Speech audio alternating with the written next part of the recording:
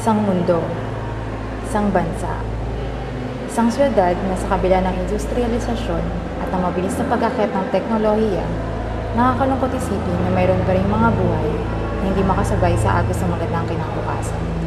Tulad na lamang ng pamilyang nakatira sa bahay na ito.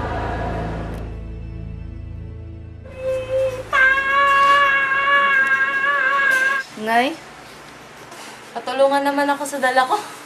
Ang bigat. Ano po ba dala niyo, Nay? E di ulam natin. Ha? Ano po ba ulam natin?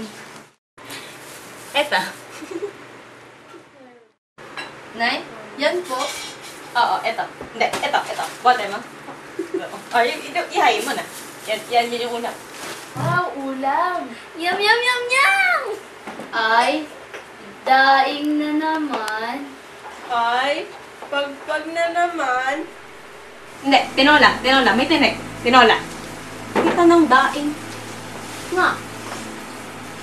Pasensya na mga anak. Yun na talaga yung nakayanan ko eh. Hindi naman ako nakapag-trabaho kaninang umaga. Pasensyahan nyo na yan. Sa'yo. Okay lang yan, Nay.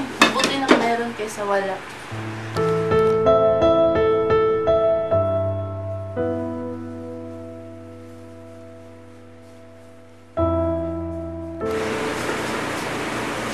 Nay, ba't ba tayo mahirap?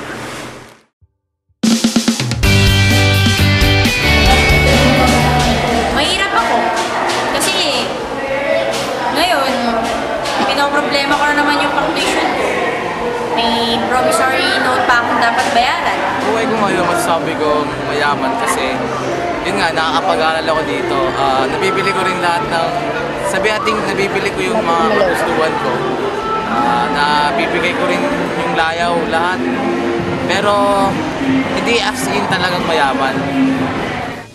Sa katatapos lang na fall survey ng The Social Weather Station o SWS na isinagawa noong ika-27 ng Nobyembre hanggang 20 ng nakaraang taon, siyam sa 10 tao o humigit kumulang 73% ng mga Pilipino ang nagsasabi na kakaharapin nila ang taong 2011 na may pag-asa. Dahil dito, nagpahayag ang Malacanang ng pasasalamat sa mga mamamayang Pilipino para sa kanilang pagpapakita ng tiwala at kumpiyansa sa bagong administrasyon.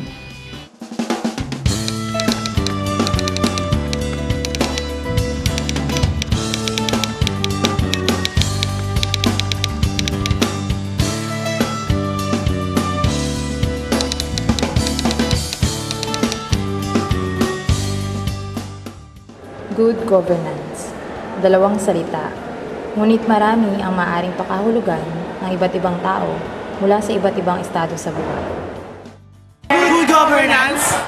A good governance is a government which caters on the needs of the people. Does the present dispensation doing its best to serve the people? If not, then that's not good governance. A good government can provide the needs or the necessities of any individual or people or the citizen of the country. For example of it is the education. Unang-una, dapat merong peace and order. Ikalawa, meron tayong economic stability.